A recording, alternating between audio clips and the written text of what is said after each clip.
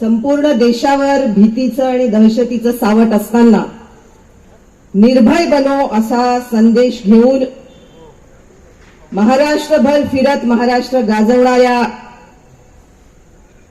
ज्या सभा विश्वंभर चौधरी घेत आहेत ते विश्वंभर चौधरी, मॅक्स महाराष्ट्राचे किरण सोनावणेजी आणि ज्याचं तडफदार आणि मंत्रमुग्ध करणारं असं वक्तव्य तुम्ही ऐकलत तो आपला तरुण मित्र गोविंद, ज्यांच्या आमंत्रणावरून मी इथे आले ते विजय दिवाणे आणि शहापूर परिसरातल्या सर्व माझ्या भावा बहिणी. आजच घोषणा झालेली आहे, निवडणुका जाहीर झालेल्या आहेत. महाराष्ट्रातल्या निवडणुकांचं कॅलेंडर लागलेलं आहे आणि आचारसंहिता लागू झालेली. कोणतीही सभा आयोजित करताना असं आता सांगितलं जात आहे की आचारसंहिता लागणार आहे, तेव्हा तुमच्यावर एवढी बंधन आहे. मला खात्री आहे आयोजकांना आचारसंहिता लागू झाल्याबरोबर निवडणूक आयोगाने ते जाहीर केल्याबरोबर पोलिसांनी आणखीन एक नोटीस पाठवली असणार. पण आपण हे सगळ्यांनी लक्षात घ्यायला पाहिजे आणि आत्ताच सर्वोच्च न्यायालयाने याबाबतचा आदेश दिलेला आहे की सरकारवर टीका करणं, सरकारच्या धोरणांची चिरफाड करणं आणि सत्य पुढे आणणं हे लोकशाहीतलं अत्यंत आवश्यक असं काम आहे. आणि त्यामुळे मोदी नीतीची आणि भाजप नीतीची आणि त्याचबरोबर संघाच्या नीतीची पोलखोल करणं हे नागरिक म्हणून मी माझा हक्क मानते आणि त्या अधिकारातून आम्ही जागोजागी जातोय. मी जशी एका संघटनेची प्रतिनिधी आहे, रायगड जिल्ह्यात मी काम करते, कातकरी आदिवासींबरोबर शेतकऱ्यांबरोबर काम करते. पण या वर्षीच्या निवडणुकांमध्ये आमच्यासारख्या अनेक जनसंघटना आणि कार्यकर्ते थेट निवडणुकांमध्ये उतरलेले आहेत. आम्ही निवडणुकीला उभे नाही, आम्ही उमेदवार नाही, पण एक जबाबदारी घेऊन या निवडणुकीमध्ये उतरलोय आणि ती जबाबदारी डॉक्टर बाबासाहेब आंबेडकरांनी प्रत्येक नागरिकाच्या खांद्यावर दिलेली जबाबदारी. संविधानाच्या प्रास्ताविकेमधले पहिले 2 शब्द आहेत, आम्ही लोक, आम्ही भारताचे लोक, आणि ते तुम्ही आणि मी आहोत. बाबासाहेबांनी हा इशारा दिला होता की ज्यांना हे संविधान समर्पित आहे, आम्ही भारताचे लोक, ते जर आपली जबाबदारी विसरतील की संविधान चालवण्याची, संविधानाप्रमाणे कारभार चालतोय की नाही पाहण्याची आणि संविधानिक अंकुश आपल्या सरकारवर ठेवण्याची जबाबदारी जर नागरिक विसरतील तर हे संविधान राज्यकर्ते संपवल्याशिवाय राहणार नाही. आणि तो इशारा आज खरा ठरताना दिसतो. संविधान निश्चितच धोक्यात आहे. त्यांचे आमदार परवाच म्हणाले आम्हाला हवेत 400 पार. कशासाठी 400 पार? तर त्यांनी सांगून टाकलंय की आम्हाला संविधान नको, आम्हाला मनुस्मृती आणायची आहे, म्हणून आम्हाला हवेत 400 पार. आता हे लपून राहिलेली गोष्ट नाहीये. त्यांचे आराखडे बनवणं चालू आहे, पण तो आराखडा येईल की नाही, संविधानामधल्या तरतुदीनुसार ते प्रत्यक्षात होईल की नाही हा वेगळा भाग आहे. पण आजही त्यांनी संविधान पायदळी तुडवायला गेल्या 10 वर्षात ज्या पद्धतीने सुरुवात केलेली आहे त्यात नुसतं संविधान जागेवर असून चालणार नाही. ते जर संविधान तुडवत असतील तर तुम्ही आणि आम्ही ठामपणे उभं राहायला पाहिजे, निडरपणे. आणि ते गोविंद म्हणाले ते बरोबर आहे, आपल्यावर ईडीची तलवार नाहीये, त्यामुळे आपल्याला घाबरायची काही गरज नाही. या देशाला स्वातंत्र्य मिळालं त्यावेळेला त्या स्वातंत्र्य लढ्यात जे शेकडो, हजारो, लाखो, करोडो लोक उतरले होते ते सगळे निडरपणे उतरले म्हणून देशाला स्वातंत्र्य मिळालं. आजही जर संविधान वाचवायचं असेल तर तो निडरपणा अंगात आला पाहिजे. आपण नुकताच स्वातंत्र्याचा अमृत महोत्सव साजरा केलाय, पण खेदाची गोष्ट आहे की स्वातंत्र्याच्या अमृत महोत्सवी वर्षात असे राज्यकर्ते सत्तेत असतात ज्यांनी स्वातंत्र्य लढ्यात कधीच भाग घेतलेला नाही. भारतीय जनता पक्ष नंतर आला, पण त्यांची जी मातृ संघटना आहे राष्ट्रीय स्वयंसेवक संघ, त्यांनी कधीही स्वातंत्र्य लढ्यात भाग घेतला नाही. त्यांना या देशाचं संविधान मान्य नव्हतं. त्यावेळेचे त्यांचे जे लेख छापून आलेले आहेत, त्यांच्या मुखपत्रात जे लिहिलं गेलंय त्यात त्यांनी उघडपणे मांडलंय की संविधान या मातीतलं नाही, ते बाहेरून आणलेलं आहे. मनुस्मृती या मातीतली आहे, त्यामुळे मनुस्मृतीप्रमाणे हा देश चालावा. आणि आज ते पुन्हा त्याचा उद्घोष करतायत. मनुस्मृती शिकवायला बनारस हिंदू विद्यापीठामध्ये सुरुवात झालेली आहे, तेव्हा त्याचं पुनरुज्जीवन चालू आहे. मी ज्या जिल्ह्यातून आले त्या रायगड जिल्ह्यात बाबासाहेबांनी मनुस्मृती जाळली होती आणि मनुस्मृती जाळून संविधान आणलं. तीच मनुस्मृती पुन्हा पुनरुज्जीवित केली जाते हे सांगून की ते या मातीतलं नाही. मग समतेचं मूल्य, न्यायाचं मूल्य, धर्मनिरपेक्षतेचं मूल्य, बंधुत्वाचं मूल्य हे सगळे जे संत मांडत होते ते काय होतं? यांनी इतके दाखले दिले संत तुकारामाचे, गाडगे महाराजांचे. ते काय सांगत होते? गाडगे बाबा जे सांगत होते तो वैज्ञानिक दृष्टिकोन हा संविधानाचा भाग आहे. सगळे संत सांगत होते की समता आणि एकमेकांवर प्रेम करा हाच खरा धर्म आहे. तोच संविधानाचा विचार आहे. न्याय मिळाला पाहिजे, अन्याय नको, हे जे मांडत होते.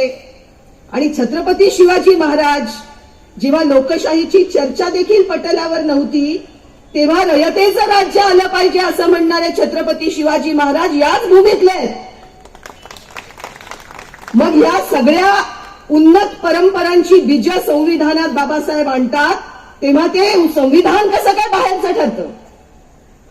पण या संघवाल्यांना आणि भाजपवाल्यांना मनुस्मृती यासाठी हवी आहे की त्यामुळे मुठभरांना सत्ता हातात घेता येते आणि करोडोंवर राज्य चालवता येतं. सगळ्या शूद्र अतिशूद्रांना तर इथे समानतेचा हक्क नव्हताच, शिक्षणाचा हक्क नव्हता, पण सर्व जाती समाजातल्या महिलांना कसलाही हक्क नव्हता. आणि संविधान येतं आणि असं म्हणतं की आता सगळे कायद्यासमोर समान. सर्व महिला पुरुषांना शिक्षणाचा हक्क आहे, रोजगाराचा हक्क आहे, संधी मिळण्याचा हक्क आहे आणि समानता, न्याय आणि बंधुता हे जोडून संविधान एक देशाचा संपूर्ण अनेक वर्षांचा आराखडा समोर उभा करतं. तो आराखडा हा आधुनिक वाटेकडे भारत देशाला नेणारा आराखडा असतो आणि ते नुसतं स्वप्न नसतं, तो रोड मॅप असतो. त्याच्यावरून कसं चालायचं हे सांगितलं जातं.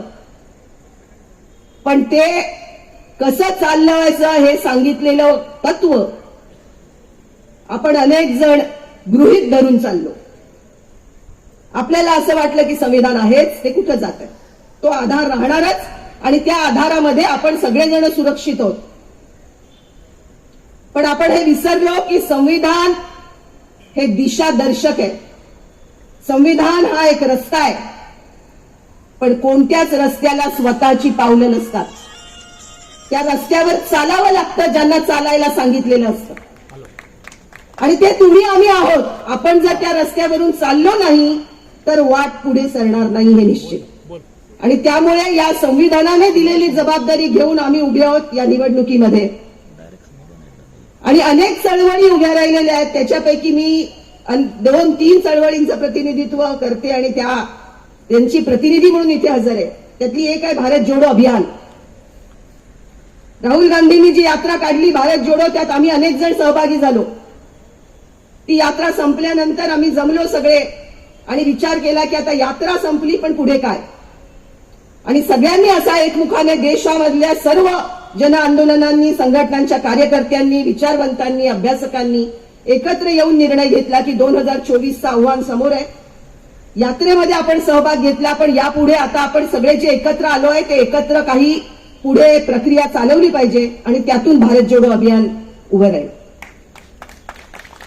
पण त्या नावामुळे तुम्ही अशी शंका घेऊ नका की हे काँग्रेसने सुरू केलेलं पिल्लू आहे. नाही, भारत जोडो यात्रा जरूर राहुल गांधींनी काढली, पण त्याआधी अनेक वर्ष बाबा आमट्यांनी भारत जोडो यात्रा काढली होती जी देशभर गाजली होती. त्यामुळे भारत जोडो हा संदेश आहे आणि आजच्या घडीला तो अत्यंत महत्वाचा संदेश आहे.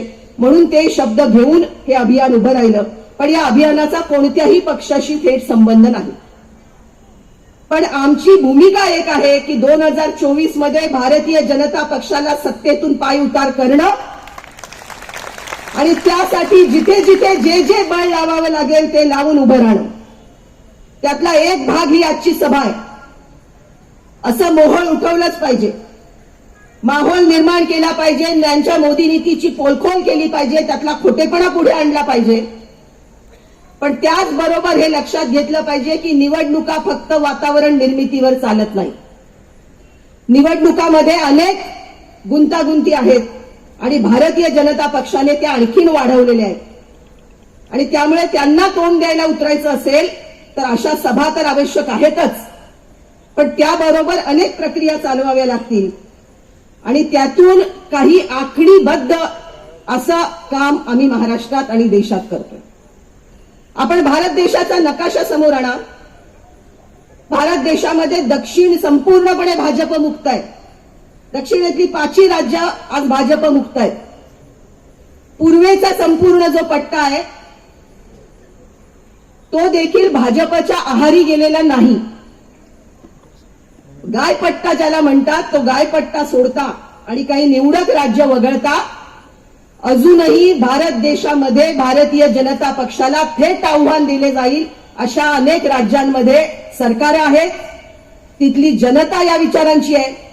तेव्हा त्याच्या बळावर काही आखणी करून भारत देशातल्या 125 लोकसभा मतदारसंघामध्ये भारत जोडो अभियानचं आखणीबद्ध काम चालू आहे. आणि त्यात आम्ही असं नेहमी म्हणतो की निवडणुकीचं काम हे चांगल्या शेतकऱ्यासारखं काम आहे.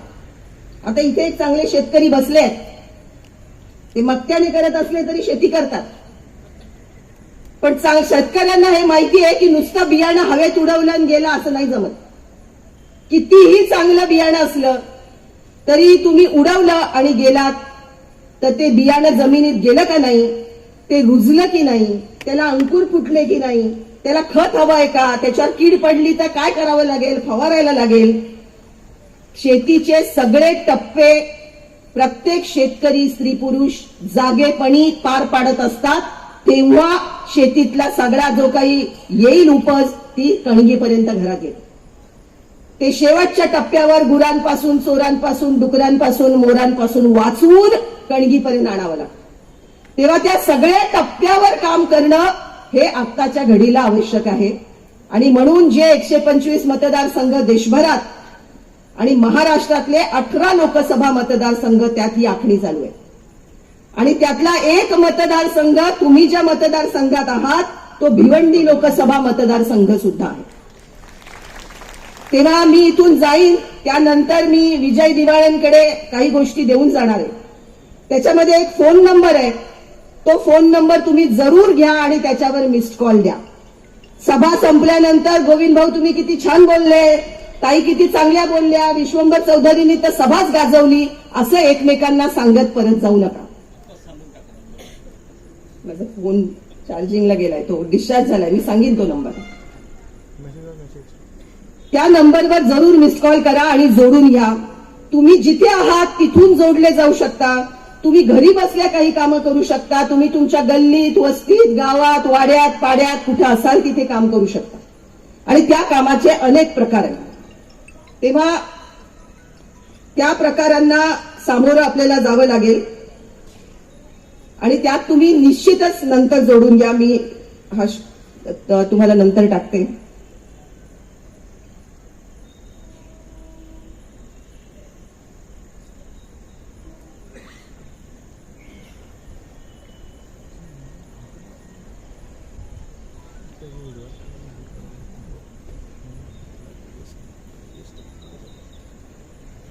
चेक 280-588-07. पुन्हा एकदा सांगते 98-280-588-07. असं आपण महाराष्ट्रभरामध्ये नागरिकांना आवाहन करतोय आणि प्रत्येकाला हे म्हणतोय की संविधानिक जबाबदारी अंगावर घ्या. काही लोक असं सांगतात की आम्ही राजकीय काम करत नाही, आम्ही राजकारणामध्ये नाही. पण नागरिक ही ओळखच राजकीय आहे. स्वातंत्र्य मिळायच्या आधी संविधान जन्माला येण्याच्या आधी आपण या देशातले फक्त व्यक्ती होतो, पण आता आपण या देशाचे नागरिक आहोत आणि नागरिक असणं ही ओळखच राजकीय ओळख आहे. आणि संविधान आपल्या सर्वांना समर्पित आहे, त्यामुळे आपल्या खांद्यावरचं राजकीय जबाबदारीचं ओझं आणखीन वाढतं. तेव्हा त्या जबाबदारीतून काही गोष्टी करायच्या आहेत. त्यामध्ये आम्ही कार्यशाळा घेतो कार्यकर्त्यांच्या, नागरिकांच्या, आणि इंडिया आघाडी जी आहे त्या आघाडीमध्ये जे सहभागी घटक पक्ष आहेत त्या पक्ष कार्यकर्त्यांच्या सुद्धा त्या वेगवेगळ्या प्रकारच्या आहेत आणि त्याच्यातून काही आवाहन करतोय आणि बांधणी करतोय. कारण भाजपचं इलेक्शन मायक्रो मॅनेजमेंट प्रचंड आहे. ते इतके उलाढाली आणि हेराफेरी त्याच्यामध्ये करतायत. पण त्यातला एक मुद्दा मला ठसवायचा इथे आणि मुद्दाम मांडायचा आहे. आपल्या सगळ्यांच्या मनात ईव्हीएम बद्दल शंका असतील आणि सगळेजण असे म्हणतात की आता कुठंही मत टाकलं तरी ते भाजपलाच जातं, तर मग मतदानाला जायचं कशाला. ईव्हीएम बद्दलची आंदोलनं चालू आहेत. ईव्हीएम बद्दल निश्चितच शंका घ्यायला वाव आहे आणि त्यात ते हेराफेरी करतात. पण त्या हेराफेरी ते जे करतात ते बॅलेट पेपर बरोबर सुद्धा करू शकतात, हे लक्षात घ्या. त्यामुळे फक्त ईव्हीएम असेल तर आम्ही निवडणुकीला जाणार नाही असं तुम्ही म्हणत राहिलात तर ते भाजपच्या पथ्यावर पडणारी गोष्ट ही लक्षात घ्या. मतदानाची टक्केवारी प्रचंड वाढवणं आणि त्यांच्या ते जे काही स्विंग देऊ शकतात ईव्हीएमच्या घोळामुळे ती फक्त 3 ते 5% आहे. त्याला प्रत्युत्तर द्यायचं असेल तर मतदानाची टक्केवारी प्रचंड वाढवणं आणि भाजप विरोधी मतदान जोरदार करणं हा त्याच्यावरचा ठोस उपाय आहे, लक्षात घ्या. तेव्हा त्या शंका मनातून काढून टाका. जिथे जाल तिथे सांगा मतदानाला गेलंच पाहिजे, मतदानाची टक्केवारी आपण वाढवायलाच हवी. आणि त्या आधारे आम्ही अनेक गोष्टी करतोय. त्यातली जी पोलखोल करतोय त्यातल्या फक्त 2-3 गोष्टी मी तुम्हाला सांगणार आहेत. बाकीचं खूप मी एक पुस्तक आणलेलं आहे जे तिथे विक्रीला ठेवलेलं आहे. त्या पुस्तकाचं नाव आहे 2024 राज्य संविधानाचे की मनुस्मृतीचे, थेट सवाल. आणि त्याच्यामध्ये ह्या पोलखोल करणाऱ्या आणि आर्थिक नीतीच्या अनेक गोष्टी मांडल्या आहेत. पण ज्याची सतत जाहिरात मोदी, आपण टीव्ही लावला की तो आवाज ऐकायला यायला लागतो, रेडिओ लावला की आवाज ऐकायला यायला लागतो की कशी मोदींची गॅरंटी आहे. त्या मोदींच्या गॅरंटीची काही पोलखोल आता गोविंद भाऊने इथं केली. पण मोदींची खरी गॅरंटी ही कुछ भी ना करने की गॅरंटी, हे लक्षात घ्या. काहीच करणार नाही ते, नुसत्या घोषणा करतील. आपल्याला मराठीत एक खूप चांगली म्हण आहे, नाव सोनूबाई पुढचं बोला. आणि त्याचा जोडून आम्ही म्हण पुढे चालवली आहे, नाव कमळाबाई आहे. पण त्यातून जे ते प्रचार करतायत त्या प्रचारामधला त्यांचा पहिला मुद्दा आहे आम्ही मोफत रेशन देतो. 80 कोटी लोकांना आम्ही मोफत रेशन देतो. मोदी सत्तेत यायच्या आधी 2013 साली या देशात अन्न सुरक्षा कायदा झालेला आहे आणि त्या अन्न सुरक्षा कायद्याने जे ठरवले लाभार्थी त्याचा तो आकडा आहे 80 कोटी. त्या कायद्यामध्ये मोदींचा तीळभराचा सुद्धा वाटा नाही. तो कायदा हा त्यापूर्वीच्या सरकारने, युपीए सरकारने 2013 मध्ये आणलेला आहे. पण कायदा आधीच्या सरकारचा, फोटो मात्र मोदींचा. अशाच वेगवेगळ्या योजना चालू आहेत की आधीच्या सरकारांनी जे जे काही केलं त्याच्यावर स्वतःचा फोटो लावून त्याला फक्त एक नवी घोषणा देऊन त्यांनी त्याचं नवीन नूतनीकरण केलंय आणि त्याचं क्रेडिट पण स्वतःच घेतात. पण लक्षात ठेवा, मोफत धान्य आता जरी वाटत असले ते मोफत धान्य 2 रुपयाने आणि 3 रुपयाने ज्यांना मिळत होतं त्यांचे आता 2 आणि 3 रुपये वाचवले जातात. खूप मोठा त्याच्यामध्ये त्यांनी वाचवलाय आणि भार उचललाय अशातली गोष्ट नाही.